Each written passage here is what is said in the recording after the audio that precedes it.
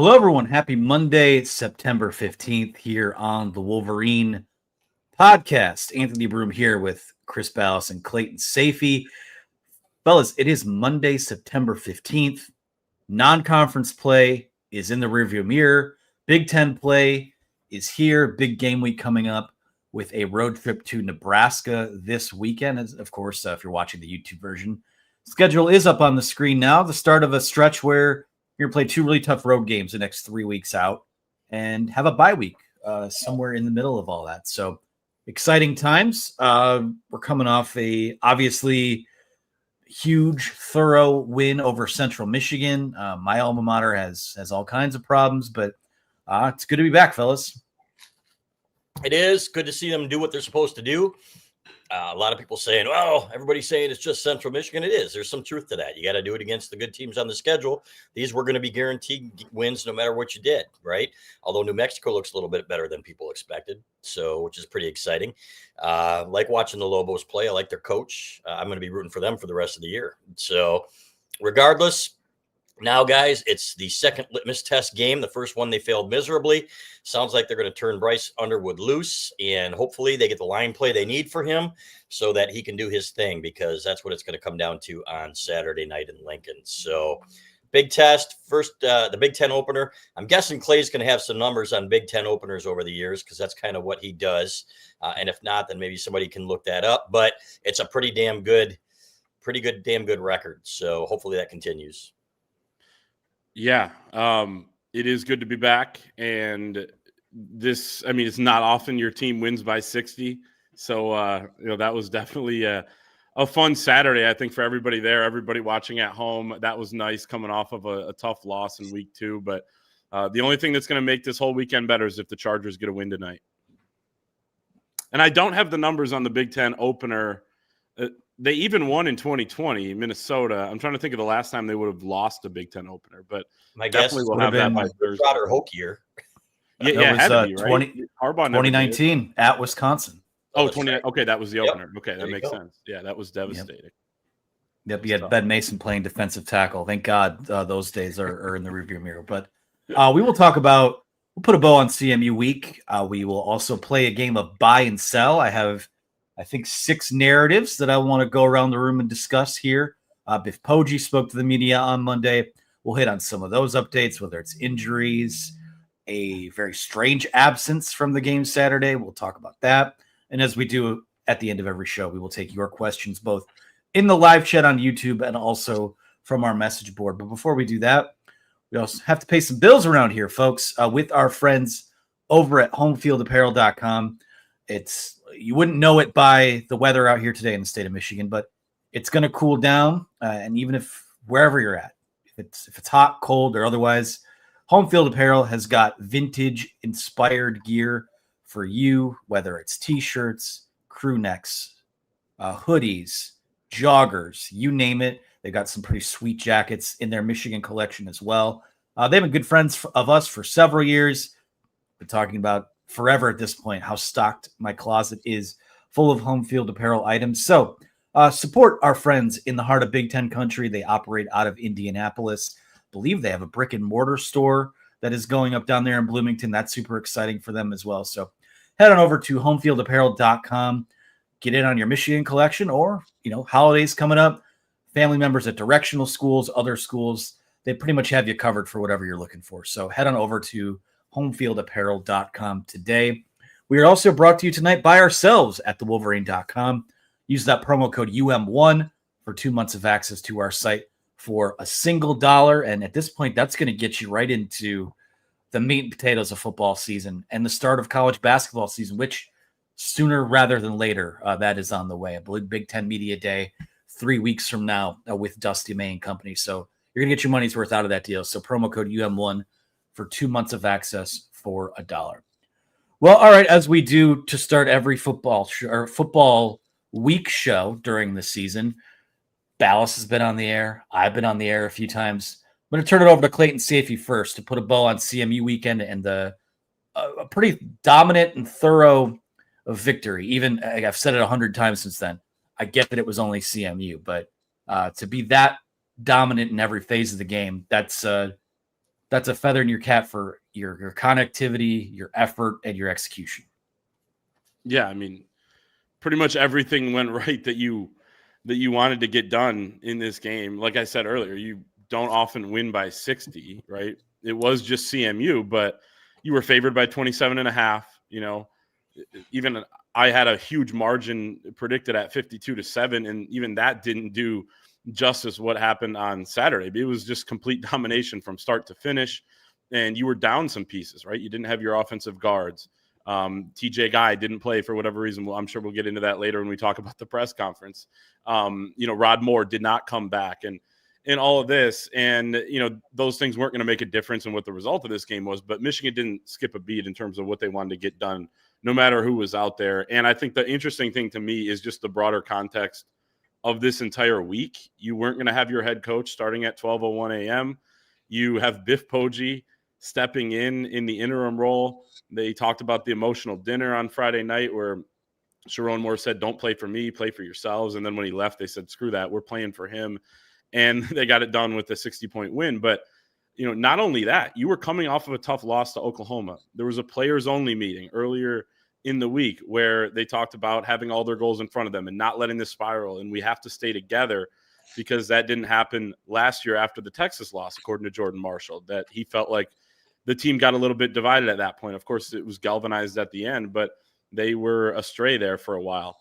And, then the on-field stuff, the adjustments that you wanted to make. You wanted to allow Bryce Underwood to run more. You wanted to allow him to throw it down the field more.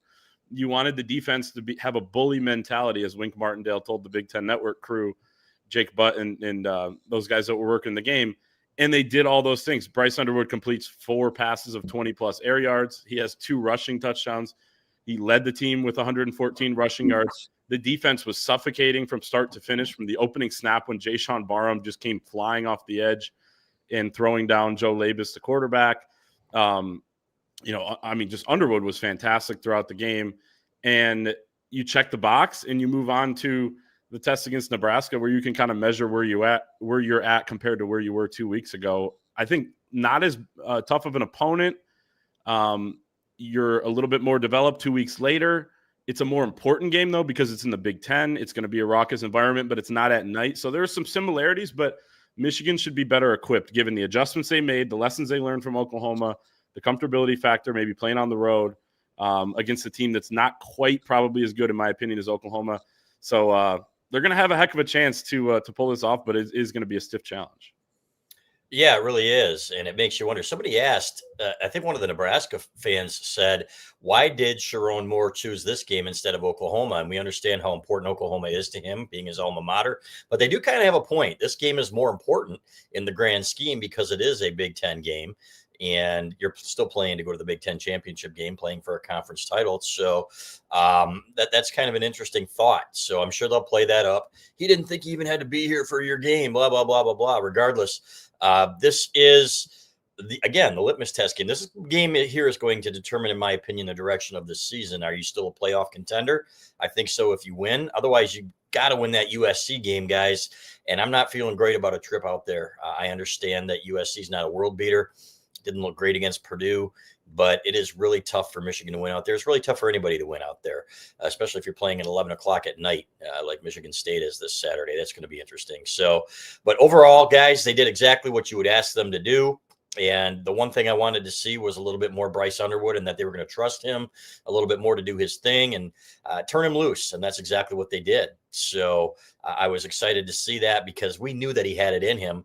There were people saying, oh, he's a strider. He's not that great an athlete when he runs. But you could see even when he was scrambling at Oklahoma, guys, the wheels that this guy had when he was really on the unscripted plays. So I'm excited.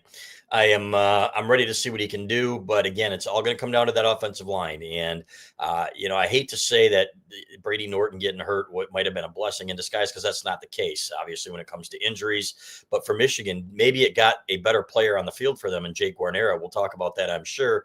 But still looking for that right offensive line combination up front. Sounds like Norton will be available, but to me, you got to keep Guarnera on the field.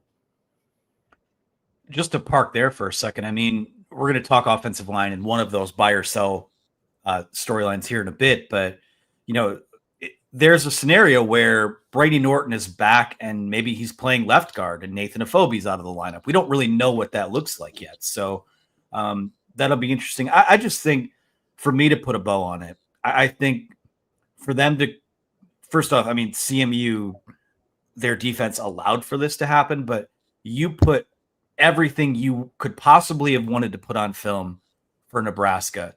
It's out there. The QB run, the QB power, the shots down the field. First play of the game, a shot down the field. Now, it was almost picked off, but and you saw the effect over the course of the game where how Bryce Underwood running the football changes the math for an opposing defense. Justice Haynes talked about this earlier today, where it does, it freed them up a little more. Some of those run lanes were a little more open, and it changes the math in the box. So I think the narrative, the easy button to press is that, oh, well, Sherrone Moore was away. Look at all this ruckus in the classroom with the substitute teacher there. But fact of the matter was, they flipped the switch last week because he was there. The way that Saturday's game went is how he hoped it would go. And that, now it's a little bit different because he's not going to be there this week, but they have, he's got a set of criteria and things that he wants them to work on. So I think you just wanted to turn the page from Oklahoma and play the best possible game that you could. And you could only play the game that was in front of you. You could only play Central Michigan this week. You couldn't play Nebraska. You can't win the Nebraska game in week 3. You couldn't win the USC game in week 3. So a good step in the right direction. And now, to me, it's interesting. You look at BetMGM, and not only did Michigan open as the favorite in that game of 1.5 points, that lines up to 2.5 now. So there's, to a certain extent, I would agree with you, Clayton. I don't think this Nebraska team is as good as Oklahoma was. I think they have a chance to be very good, but they haven't, they had an opener at Cincinnati where that was a bit of a dogfight, probably closer than it should have been. And then you've played Akron, who is probably a bottom 3 team in FBS right now. And Houston Christian, are they FCS? Are they Division II? I have no idea. So it's going to be a really interesting test for them on Saturday. I think we'll move into the press conference first. Biff Poggi did speak to the media. I mentioned one stat that I think was really crucial. You're in the this stats game. guy. Go for it. 17 runs of 10 plus yards. Like, they wanted those runs, right? The 10s, the 11s, even the 6s and the 7s, because they weren't getting those in the first 2 games, even against New Mexico. They have 17 of them in this game. They had 4 coming in the first 2 weeks. Central Michigan had only allowed 4 in the first 2 weeks. Now they've allowed 21 on the year. They gashed away. And I think part of it, as you mentioned, was because Bryce Underwood was a factor in the run game, and because they were airing it out down the field. So it's pick your poison now, as opposed to, hey, we kind of know what you want to do, and you're going to stick to that throughout the game like they did against Oklahoma. So that was impressive too. And they quickly I think we're all quickly learning that Michigan has one of the better running backs in the country too. So if they can keep being kind of unpredictable and multidimensional instead of one-dimensional, I mean, that's going to be huge going forward. The run game, even without an elite offensive line, can be there because of what Underwood brings and what you have in Justice Haynes and Jordan Marshall. Our Doug Skeen said it'd be interesting to go back and look, too, how many of those came in the second half, how many of those were not improvised runs by Bryce Underwood, but he said there was more zone blocking on some of the bigger runs. But what was exciting, guys, was when those younger guys got in there on the offensive line in the second half, and they were bullying people too. Third string guys, maybe even some fourth string guys. I think they said everybody played in that game, and they were pushing people off the ball. It looked like the Michigan Lions of old. But again, I'm not excited. I'm not overly excited about it just because of the opponent. And again, what matters is doing it in Big Ten play, doing it against better teams that you aren't so much better than physically, because that's when it's going to come down to the fundamentals and the technique. I know it's cliche, but that is absolutely true. Guys that you could have the worst fundamentals and technique in the world and still blow a guy off the ball if you're 100 pounds bigger than he is. So, but we'll find out soon enough, guys. It's going to be a great trip down there. Love Nebraska and their fans. Not a big fan of their coach after his comments. I believe I called him a bad word this morning on the Doug Skeen and Ballas show, and I make no apologies for that. I think how he reacted to that loss a few years ago was disgraceful, and that Nebraska fans deserve better. 10 of those runs came in the second half, 10 of the 17, and 6 of them came via Bryce Underwood overall. So Okay. He was a huge factor, not only himself, but also what he opened up for the other guys. So that was exactly what they wanted to check off. I feel like if you were going into this game and you wanted to fix the run game, and Sherrone Moore spent the entire week in individual periods in practice with the offensive line, and even though they were banged up, you saw noticeable improvement. I'll just sum it up by saying this. I think adjusted for the opponent you played, which is just a different way of saying it's the MU. I get it. The best possible get-right game you could have possibly had, for the most part. So good to turn a page there. Of course, it was helmed by Biff Poggi, wearing the main headset. We actually have a super chat here, so give me just a sec. GoBlue 982 for $5 says, do you buy any narrative that we only look this good because Chip Lindsey was allowed to let Bryce Underwood cook? Or would Bryce Underwood have played like this with Sherrone Moore because it was CMU? I think they made a concerted effort this week to saying, and Biff Poggi said this, the coaches said, never again. I don't think Biff would have said that without Sherrone Moore's consent, right? To say that, okay, we learned from the Oklahoma game that to be the team we want to be, we have to let Bryce Underwood be who he is. And that's an elite dual threat quarterback. So I was thrilled to see him play that way. I was thrilled to hear that after the game that, okay, this isn't a one-off. We're not going to go into a shell against Nebraska. And, there were a lot of people who said, well, that looked an awful lot like a Sherrone Moore offense against Oklahoma where they went tight and they tried to bleed the clock. And that is not their forte with this team. They can't blow anybody off the ball. If you can't be physical, you can't play that way. And they were getting destroyed up front. So I don't buy the narrative that it wouldn't have happened if Sherrone Moore had been on the sideline, because I think that was the plan going in all along. And Sherrone Moore was part of detailing that plan and coming up with it. That was encouraging to hear because, and I don't know that Sherrone Moore necessarily told him to say that, but Biff Poggi's kind of going to say whatever he wants. And, he was talking about, like, Sherrone Moore felt strongly about some of these design runs for Bryce Underwood and that he wanted to get that part of his game going. And then, on Biff's radio interview, he talked about how Bryce Underwood had been asking for, more responsibility in the run game and things like that. So it was just like, all this stuff coming together, them realizing, okay, this is a team we have. And he talked about it today.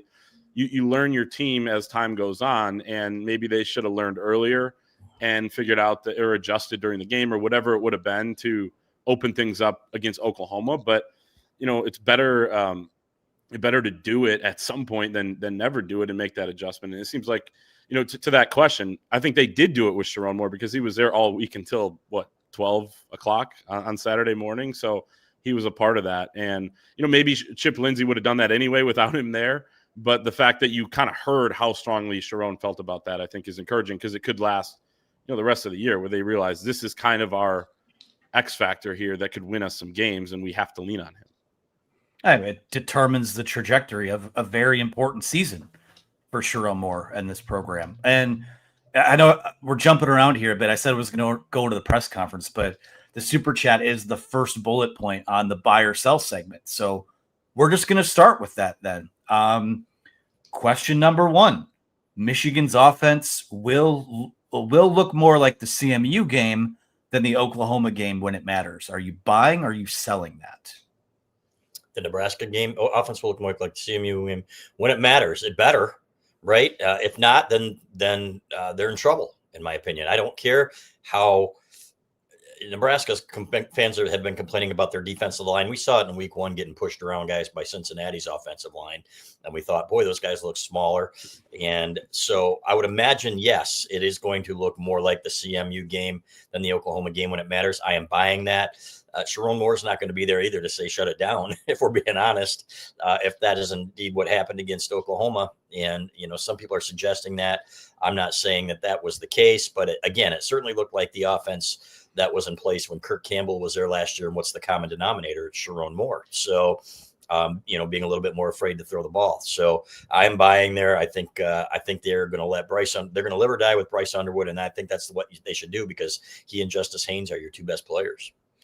You're going to have much more resistance, no offense to the Chips, than, the rest of the way now that you're in Big Ten play. But I think that generally speaking, the offense will look closer to the way they wanted to attack that defense than it did against Oklahoma. I would buy that for sure. And again, it goes back to some of the comments that Biff Poggi made after the game. Gives me a little more confidence in saying that because of the detail he went into about how Sherrone Moore felt strongly about making those adjustments and talking today, let their players play. And he's got the green light to do whatever he wants to do. And, he's just a freshman. He's going to make some mistakes. Any player is going to, but he's not a typical freshman either. And he's one of your better players. And I know that's something I'm sure we'll get to too, but I think it's going to look more dynamic, which is, if that's a lesson they learn coming out of Oklahoma, then good.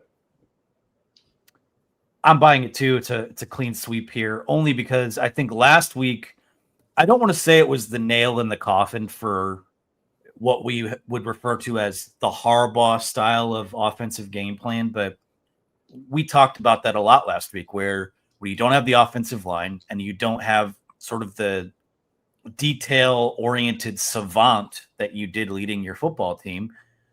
You gotta be a little more aggressive. You have to be more attacking, and you have to use what your best players can do. And that leads into buy or sell bullet point number 2 here, fellas, which is buy or sell.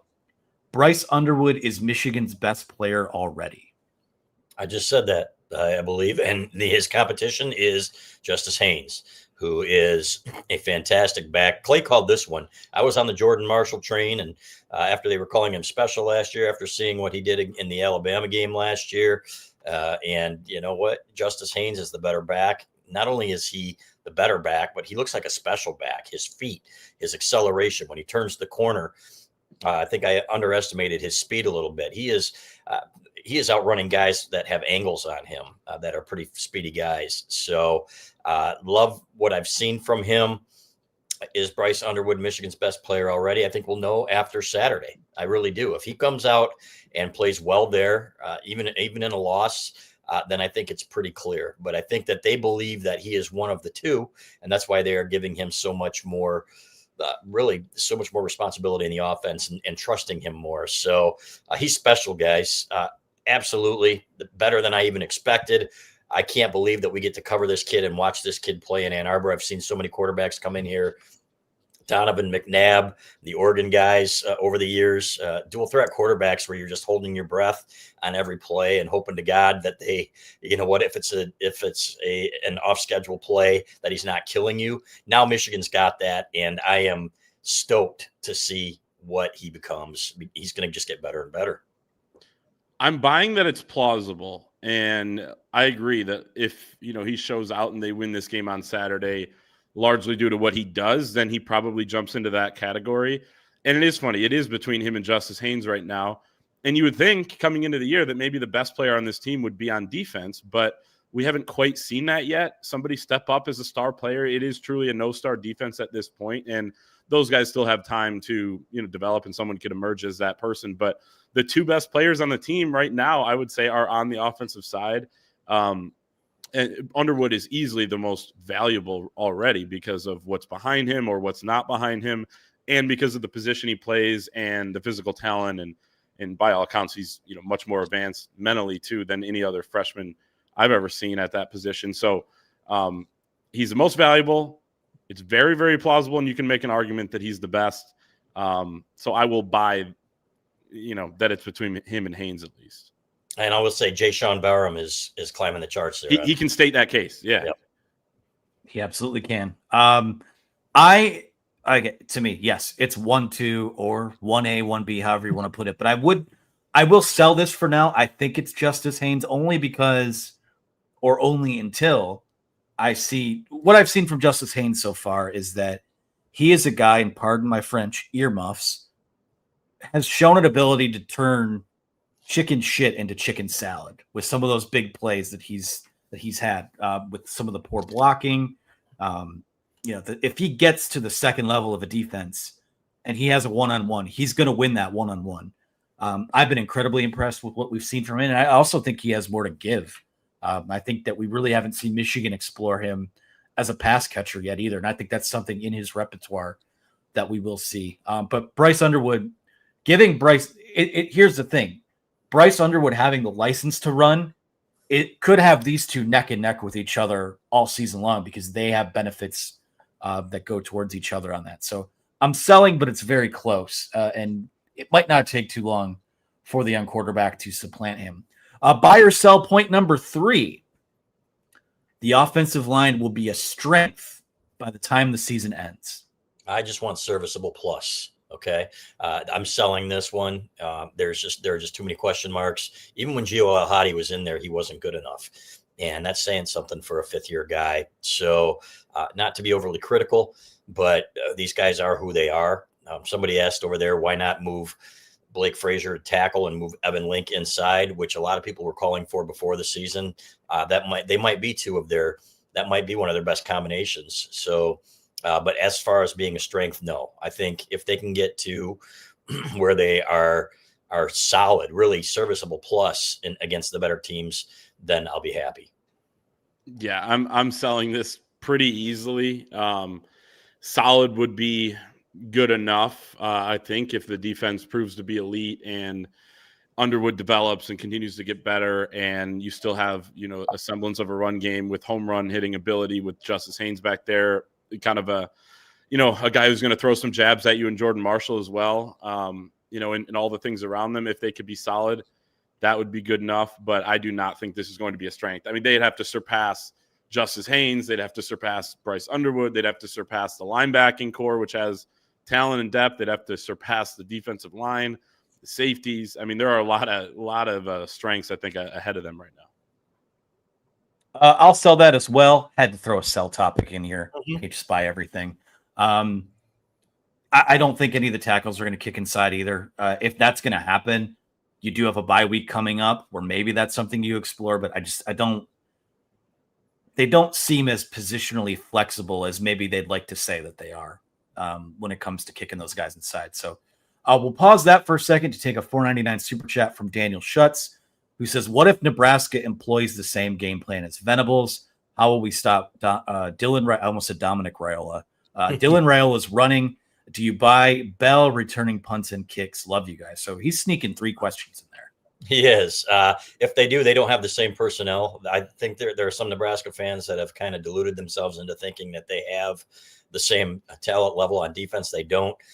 I don't think there's going to be anybody bull rushing the Michigan lineman, the Michigan center back into the quarterback, or the Michigan left tackle, even Link, even though that's been the case a few times. I think Michigan's got enough up front to handle that if they throw that at them. So I'm not as concerned about that. So plus you've got putting more on Bryce Underwood's plate. So they're going to be harder to defend, even if they do that, because they're not going to be bunching everything up and making it easier to defend. So how do you stop Raiola's running?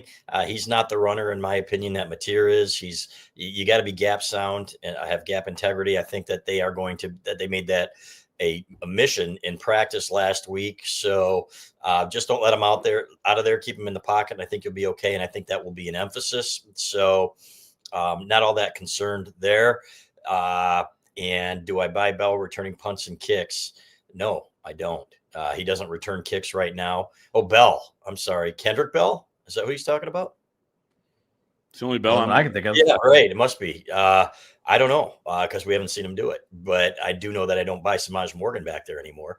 I think I've seen enough of that and enough of the Keystone Cops operation back there that's been pretty much embarrassing. And as Biff Poggi said today, that was a bad look. I would have to agree with him. But thanks, Daniel. You're a great friend to us. Yeah, I think you don't have nearly the defensive line. Like there's no Marvin Jones Jr. and all those guys that Oklahoma had that completely wrecked that game. They're not on Nebraska's side, and they lost a lot on their defensive line from last season. Ty Robinson is no longer there. He was a stud last year. He's now on the Philadelphia Eagles. And you could go on and on there. So I think the biggest thing Oklahoma did was win up front. Michigan made some plays down the field when they did open it up with Donovan McCulley, Channing Goodwin on a nice play. The secondary of Nebraska, I think, is better than Oklahoma. They look to be really, really good. But I don't think you can just, become Brent Venables. Like if everyone could just do that, they would do it, right? So that's hard to do. He's one of the best defensive coordinators in the game. He's won 3 national championships calling defensive plays. How do you stop Raiola running? I mean, he only really runs when he has a clear lane and, there's nothing else really downfield. He's not a big runner. So I think that, if Michigan can get enough pressure, not make the defensive backs cover for so long, they're going to have a pretty solid day defensively, I would say. And yeah, I mean, maybe Ron Bellamy can return punts. I don't know. I don't know what the other Bell is, but I haven't seen Kendrick Bell working back there in warmups or anything. Yeah, Dylan Raiola last year, 50 carries, minus 65 yards. Now, he did have a 38-yard run. This year, 9 carries for 19 yards. So he's not, John Mateer has the thighs of Max Bredesen. So he's basically a running back that plays quarterback too and does a very good job. But Dylan Raiola is not that type of guy. So it's not a one-to-one comparison. Moving on to the next buy or sell narrative. This is another offensive one, mostly on offense here. Buy or sell. Michigan has an adequate amount of pass catching talent. Adequate. Well, they better start catching the ball, right? That's number one. They're dropping too many passes. It's been the case in practice for 2 or 3 weeks, they've said. Boy, overall adequate. When you've got a quarterback like Bryce Underwood that makes you look better, then I lean toward are they among the best in the Big Ten? No. Adequate's an interesting word. That makes it tough because deliberate, by the way. I don't doubt it. You sly dog, you. But I think when Marlon Klein and Hogan Hansen are both healthy, then I'm going to say maybe. How's that? I'm hedging. I'm going to wait a week and then I'll tell you. But I think when you got a couple tight ends out there that can catch and give you another option, that's great. But adequate, I would say adequate minus. So probably sell. Yeah. I'm selling too. And adequate is just like adequate for what? Right. I know you did it on purpose, Anthony, and it's very thought provoking. I'd say it's not adequate enough to win a national championship. And unless you do that, right, you're not satisfied with anything. They were looking for other wide receivers in the transfer portal. They didn't land some of them. They wanted to upgrade there. I think they have. I think it's actually a pretty solid group of receivers when you factor in a healthy Marlon Klein, a healthy Hogan Hansen, what Donovan McCulley can bring you. I think Channing Goodwin is solid and Samaj Morgan has his role. But I don't see it. I still would power rank it as one of the, lower rated position groups on this football team. But I think it can be adequate enough for them to make the college football playoff if the defense is really good. If Bryce Underwood, again, improves, progresses, becomes the player that we think he can and that he will be in time. But if that accelerates, then yes. And if the run game's pretty good, if the offensive line holds up and Justice Haynes continues to do what he's doing. So adequate to be a good team, but I wouldn't say that they're satisfied with what they're going off of right now with the wide receivers. And the stat with those drops, 9 drops so far this season, that ranks, or I believe 13 drops, it might be. Someone can fact check me there, but whatever it is, it's the 9th most in the country through 3 weeks. They need to start catching the football. Goodwin had one. That was a fastball from Bryce, but Samaj dropped an easy one the other day.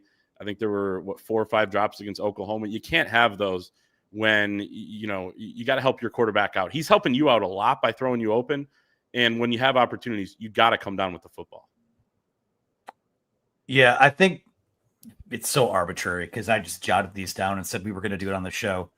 I think to me, adequate would be like middle of the road in the Big Ten. Do I think that they have an upward trajectory of a middle of the road wide receiver room? I do. I think they could potentially be slightly better than that, but not much more than that. I think to a certain extent, it's going to depend on guys like Donovan McCulley being a little bit more of a factor. He's got the target share, not so much of the production through the first 3 weeks, only 10 catches. Samaj, I think, is a fairly known commodity at this point. A guy like Andrew Marsh could certainly lift that ceiling up. Hogan Hansen, how about that catch along the sideline where he kind of mossed a guy? So PFF pushed off charted a little bit, but let the boys play. PFF charted that as Bryce Underwood's first big-time throw as a college quarterback. So good throw, even better catch. I'm buying it, but I'm not super confident in that. Can I say one thing about that? Adequate for Michigan? Absolutely not. Michigan's receiving room should be far better than that, especially when you have as talented a quarterback as Bryce Underwood. And as we found out a couple Fridays ago, we do believe strongly that will be an issue that they address in the portal and obviously through recruiting as well. Who wouldn't want to play in this offense with Bryce Underwood? Yeah, and if he's showing already that he can make a room full of guys that leave a lot to be desired and make them, as I put it, adequate, this is going to be a lot more appealing a situation than maybe it was in the portal this time around, where they kicked the tires on some guys, but just couldn't quite finish it off. All right, I have two more here. Finally, we're flipping to the defensive side of the ball, and really, it's the only one I have on defense. Okay. The other one's more of a wide-ranging narrative, but buy or sell. Rod Moore will have a major impact this season. Buying, and I think he's going to improve as he gets back. And by Ohio State, I think he's going to be. He might not be 100%, but he's going to be close enough, and he's going to make an major impact. And I was talking to our resident football coaches on the board about this, Mr. Shark and Not Tom, and different people in the building. And they said, what he does is he gets everybody in the right place. You're not going to have the breakdowns that we've had, even in the zone defense against Central Michigan. At times, there were some guys open that shouldn't have been. New Mexico, same thing. And it's some of the nuances of getting guys lined up and being that quarterback on the field are absolutely huge. So he could play at 75 or 80% and have a major impact on this defense. So, and I do think that they said he could have played last week. He could have played 2 weeks ago. Honestly, he was cleared to. They're being careful with him because they don't want to screw up his long-term potential as a football player. And Biff Poggi said that today as well. He said, this is a marathon, not a sprint. You have to look out for your player first, and you don't want to bring him back before he's ready. So, but I do believe that. And I can't wait to see him play football again. He is one of my favorite Michigan defensive players ever to watch, given his playmaking ability and what he brings to this team. I'm buying too that he will have a major impact this season. I don't know that we're going to look back on this year, given that he hasn't played yet, and I think he has a lot of rust to shake off. And we're not going to say that he was one of the best defenders on this team, or he had the most tackles or most interceptions or whatever. But at some point when he gets fully healthy and he gets comfortable again, he hasn't played in, I think, 616 days from today, a competitive football game since the national championship game. Like, it's going to take him some time, but it took him some time 2 years ago. He had an off-season procedure in 2023, and then, had some rough moments early on when he started to come back. And then he rounded into form and was an elite player at the end of the year and made one of the biggest plays in Michigan football history. He did that. So, yes, he's going to do it again, but it's going to be a little bit later on in the year. I would love to see him out there this week, maybe on like first and second down where they're not going to go after him as much. I think he can still tackle. Interested to see what he looks like moving around out there. But I think at some point he will have a major impact on this season. Yeah, he's going to have an impact on the season. At this point, it's maybe the better question would be buy or sell that it will be this weekend. Because if that were the question, I think I'd be selling that a little bit, only because it seems like they want him in bubble wrap until he is the Rod Moore that we know and love. And to me, the question would be, will we ever see that guy to that extent, given some of the injuries he's had? I think we'll get something pretty close to it this weekend. I'm not so sure. But because now you're in a point where you're talking about how last week was a get-right game. What better time to knock the rust off and maybe just give him 5 snaps, 10 snaps, where you have a chance to do that, and maybe you take that first hit, and it's, that's a lot of rust knocked off there. But to do it now in a game against Nebraska, we'll see. And you have a bye week next week, so maybe post-bye is when we see a little closer to vintage Rod Moore. All right, I have one more here. Hold on. I do want to add one thing there, Anthony. Biff Poggi did say they aren't going to put him in any positions where, they aren't going to set him up to fail either. So right. I think you're absolutely right about that. So, 10, 15 snaps on downs where he's not going to be stressed too much or something, then yeah, I think that's, and not ask him to do too much. So I think you're absolutely right about that. Last one, wide-ranging, super difficult to answer question right now, but non-conference play is over. Buy or sell, Michigan is a college football playoff caliber team. Right now I'm selling, and they can change my mind on Saturday, because I think if they win that game, then they have a chance to be.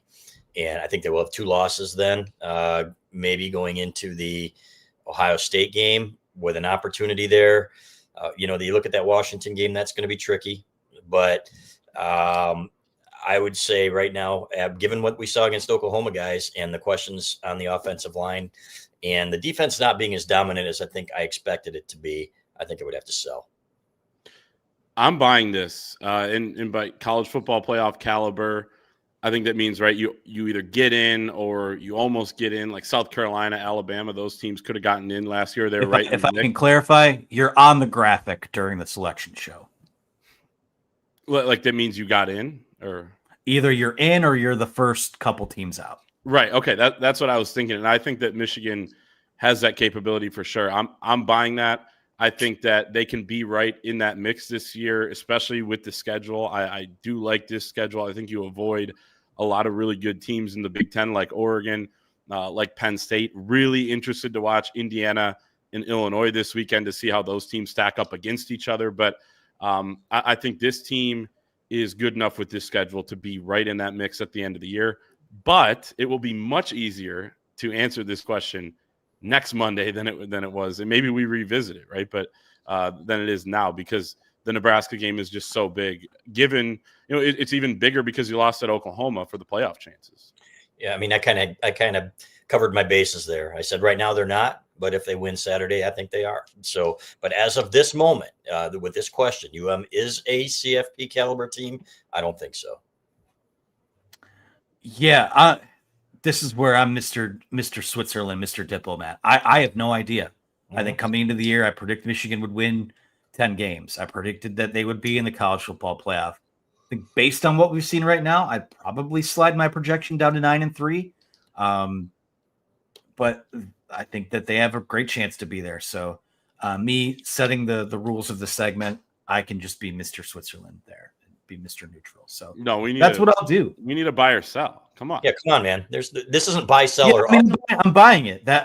Sell it to me would almost say that there's almost no chance of it happening. I'm buying that it can happen. That it'd be different if we asked the question: are they going to be in the college football playoff? Are they a college football playoff caliber team? I would buy that idea more than I would sell it. So, wow, that went a little longer than I thought it would, but that's how we do that here. Couple things to note from Biff Poggi's press conference. We talked about Rod Moore, some of the injuries. The TJ guy thing to me is maybe the biggest lingering storyline coming out of the weekend, only because he was not on the availability report, did not play at all on Saturday. And when asked about it, Biff Poggi said that CMU was a run-first team, and they wanted some bigger bodies and bigger personnel out there. If we're doing buy or sell, I'm selling that being the reason for it. Jayshawn Barham has been playing linebacker, then played all of his snaps last weekend at the edge spot. You don't do that if you're looking to get bigger up front.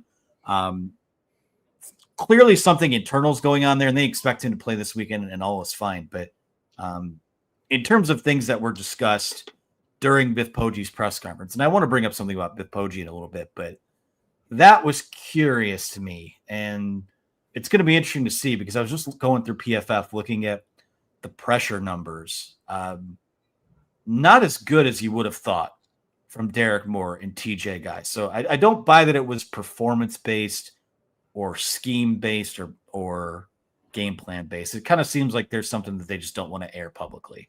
I agree. Maybe he missed a curfew or something like that. And who cares? He'll be back next week. It's really not an issue.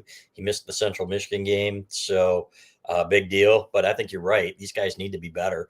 You remember Sherrone Moore saying before the season, if there's a better pair of defensive ends, pass rushers in the country, I want to know who they are. Well, there are a lot to choose from at this point because Derek Moore's been really quiet. And I think earlier in the year, I predicted that Jayshawn Barham might lead this team in sacks, and that's actually looking pretty decent right now, especially the way they're using him. So, you know what? I agree with you. I think it's bullshit, but I really don't care. He'll be back this week, so it's a non-issue to me.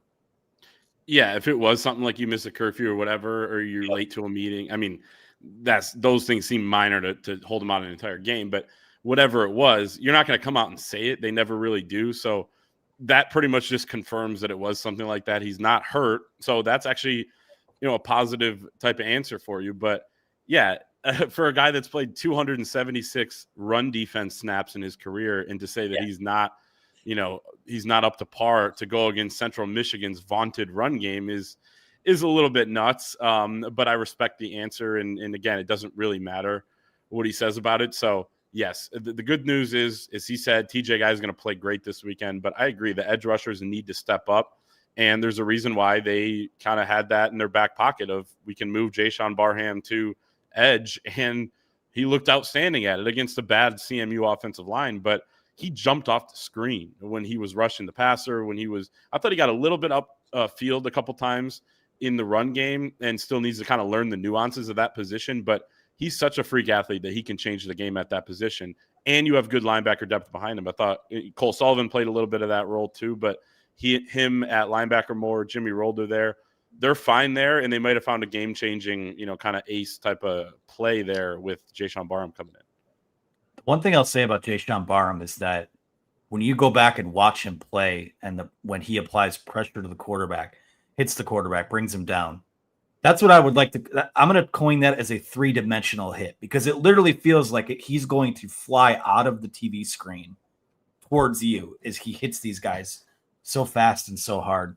I want to make this point about Biff before I ask for any other big takeaways is that, I think the image that people have of Biff Poggi is he's kind of like this Farmer Fran from the Waterboy type of guy who he doesn't wear sleeves and he's this kind of this football junkie. But and I had not heard his press conference Saturday because I was doing our post-game show at the time. But watching him hold court Monday, having spoken to him, that's an incredibly soft-spoken guy, and it feels like someone like you can see why he was a confidant for Jim Harbaugh, why he's a guy who's a fairly steady hand on the wheel during this weird time for the program. I'm pretty impressed by just how thoughtful and how intentional he is with what he says and how he loves Michigan too. It's palpable.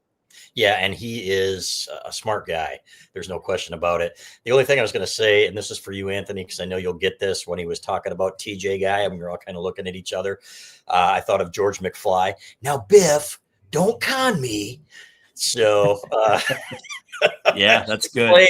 Clay and all the 20-something other guys are saying, what the hell is he talking about? But it's the second coat of wax, folks, okay, is what I'm talking about on the George McFly BMW. So, but that's what was going through my head. That, and boy, this guy is really, you can see why the Michigan coaches like him so much. He's a trusted, known friend and a trusted agent, I guess you would say. He's one of one. There's no one like him. And he is, well, like you said, Anthony, he loves Michigan. He loves Sherrone Moore. He loves the players. And he's been a head coach for a long time. And a lot of that in high school, but a couple of years at Charlotte. It was the right move, I think, putting him there. I love listening to him. That press conference went, I think, for like 20, 22 minutes or whatever. It could have gone 2 hours, and I would have enjoyed listening to him. And the story that he told about how he ended up at Michigan in the first place back in 2016 was hilarious. Hold on, I'm going to bring up a question that addresses that. Okay, here we go. First question of this Q&A segment. Welch Snack asks, how much would you pay to go back in time and watch Biff Poggi and Jim Harbaugh block the dresser? I'd pay a good amount. There are a lot of things that we haven't seen from Jim Harbaugh, tree climbing and everything else that I would pay to see if we could see it. It's kind of like a cartoon at times, and but I love it. Love every part of it. Yeah, and I guess the story there is that Jim Harbaugh called Biff Poggi on a random Wednesday night, I think late in the 2015 season. Biff was leading a Bible study and took the phone call, and then he said, "Why don't you join my staff? Why don't you join my staff?" Then they met together in the hotel when they were at the Citrus Bowl that year. They beat the brakes off of Florida. He made sure to mention that in his answer. And they get to talking, two football guys. Next thing you know, they're demonstrating blocking on a dresser in his hotel room. And the next thing you know, he joined the staff that year. So yes, I would pay quite a bit to watch that. It's just classic, and I can't believe that story had never gotten out there before. It's awesome. Go to this question from Adam M, who says, Getting Hansen and Klein back are low-key super important. Big bodies, big catch radius, and have both proven they can make catches in traffic. I guess that was just a comment, but your thoughts on that? Nod of the tip of the cap to Anthony Broom for saying before the season that he thought Marlon Klein was ready to take the next step. And he's not Colston Loveling, but he is that next big tight end that can make plays. And somebody posted somewhere in a story an anonymous quote from a coach that had played against him that said that guy's an absolute stud or something like that. We always knew he was a good athlete, but he was making some tough catches and really getting off the line of scrimmage. That's a huge weapon. And I thought Hansen was going to be the best pass catching tight end on this team. So if you have two of them and you can employ them in different ways, that goes back to your adequate pass. Do they have an adequate pass catchers? Because you didn't say adequate receivers. You said adequate pass catchers. Those two definitely get closer to bringing Michigan to adequate, because I think they are both really good pass catching tight ends. So Adam, I agree with you 100%, and anxious to see what they do a little bit more with the tight ends. And I've always loved Hogan Hansen. John Jansen compared him to Jeremy Tooman from the 1997 team, a guy that obviously had great success here. He didn't say he's the next Jeremy Tooman, but he said he reminded of him in the way he played. That was good enough for me. That's a really good duo between Klein and Hansen. I thought Hansen, that was a big loss, not having them in the Oklahoma game. Marlon Klein didn't play at all, and Hogan Hansen didn't really look comfortable, didn't play a whole lot, but those two could be game changers moving forward. I'd be hard-pressed to think that another team in the Big Ten has a duo like that. I think Penn State's tight end's producing at a really high level. I know Ohio State has a great one, but two of them that can catch like that, they still have a lot to prove, but they're on their way to being a really good duo that does kind of supplement what you lack, I guess, or what you have in the wide receiving core. GoBlue 982 with another $5 super chat here says, as far as O-line woes go, do you think we have a strength and conditioning issue? And what's with Dominic Zavada missing 6 points this season? We've talked about this a few times. Yeah. I don't think they have a strength and conditioning issue. I think they have a talent issue there. A little bit at the same end. You know what? When you lose a Ben Herbert, who is one of the best strength and conditioning S&C coordinators, are not just the guys that have you lifting weights and making you stronger. These guys are the guys that are getting in your heads every day, and really coaches, right? Mike Goodleson, for all the crap he got as Michigan's S&C coordinator, all those guys go back and say he's the reason we won a lot of those games in the fourth quarter, because he was just mentally just getting into us all the time. And by the time we were better prepared than anybody in the fourth quarters of games because of him. Ben Herbert's the same way. They looked at him as a father figure. Justin Trust, they've said, is more like a brother figure. So I think something that plays into that a little bit. I'm not saying they don't respect him, but it's a different kind of love and a different kind of coaching and teaching. Maybe not as hard assery, right? And maybe not as brutally honest. So probably getting used to him. So I don't think so, but I do think that Ben Herbert is missed. As for Zavada, he's hitting the ball well, guys. It's just a little bit off one way or another. I'm not concerned at all about Dominic Zavada. I think he's one of the least worrisome aspects of this football team. It's hard to put two kicker seasons together in a row like that. 21 and 22 last year. The only miss was a blocked one on the road. It just wasn't going to happen again. We saw Jake Moody was honestly, had better stats in 2021 than he did in 2022. It's just kind of a weird deal with kickers, and the situations are different. But yeah, he kicked that kick, and it was from 47 yards, completely straight. But he was on the right hash. He just didn't, push it enough to the left. And then the 32 against Oklahoma just hooked it. I mean, that's going to happen from time to time. I'm not worried about Zavada, and no, they do not have a strength and conditioning issue. I agree. It's more of a talent issue. They didn't recruit all that well for a couple of years there on the offensive line. So no, not a strength and conditioning issue. Good questions, though. Appreciate it. Absolutely. I'm going to take this one from the message board. This is from Jay Moore 32272. And he said, Karsh mentioned that it can be hard for players to get the signals from the sideline because the coaches blend in with the crowd. I thought we were using audible signals via the helmet speakers. Please clarify.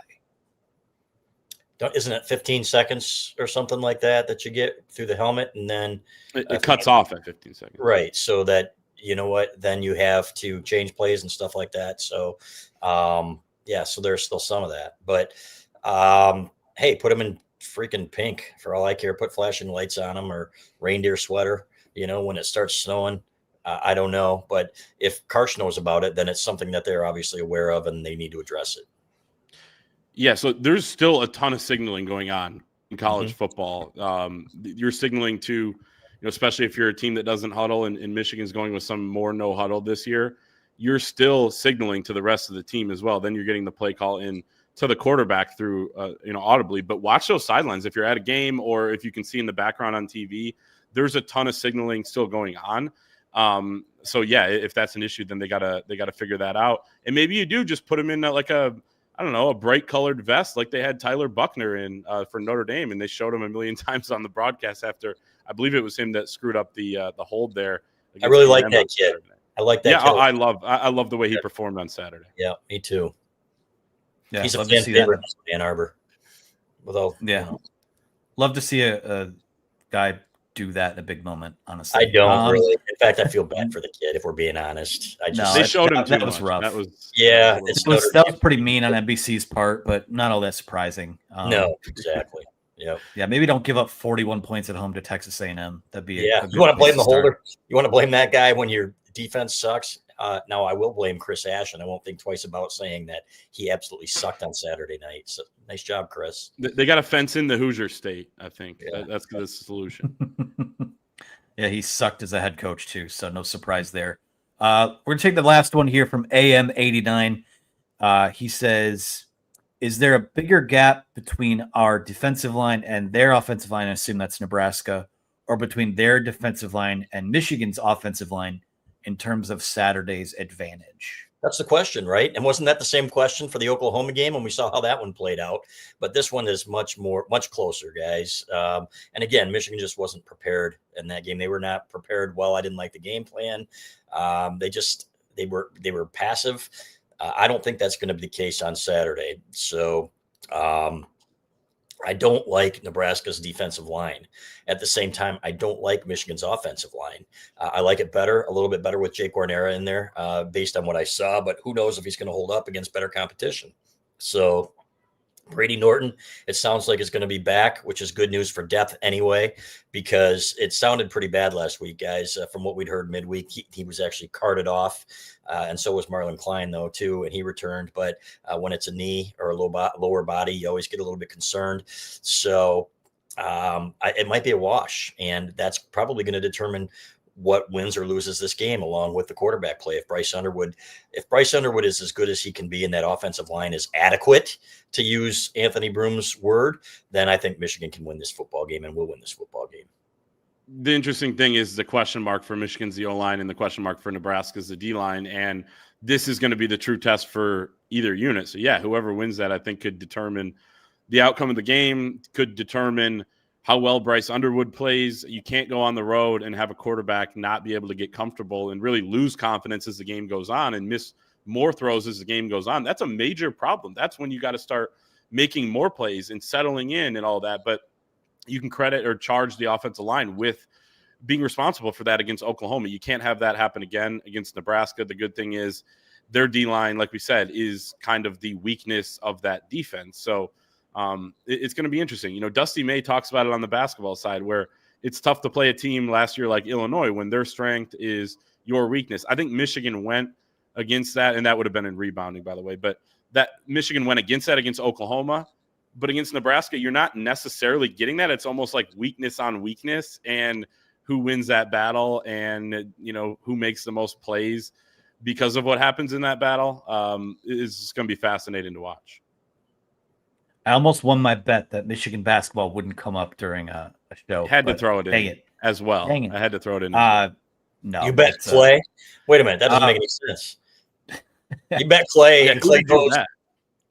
Yeah, it's not supposed to make sense. We have one more quick super chat here from Michigan GoBlue 1234, getting in right before the buzzer. He says, receivers need to catch open passes. No drops, please. From your lips to the ears of the football gods, my friend. I don't know if there's much more to add on that, but we appreciate you getting in. 8 drops. I mentioned earlier. I didn't know. I did end up looking it up after. So it was 8 drops by Michigan so far. That is 9th most in the country. That can't happen. But it's been Too an many. epidemic in practice too. But Go Blue 1, 2, 3, 4. You're absolutely right. Look the ball in, and I think Bryce can help them a little bit. Maybe taking a little bit off the ball when they're a little bit closer.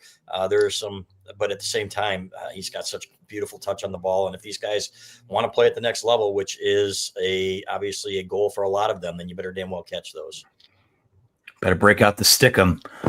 That's going to do it for us today. Remember to like this video, subscribe to our YouTube channel. More than half of you that watch our show are not subscribed to the channel. I can see it behind the scenes. I don't exactly know who you are, but I will get to the bottom of it. So just subscribe.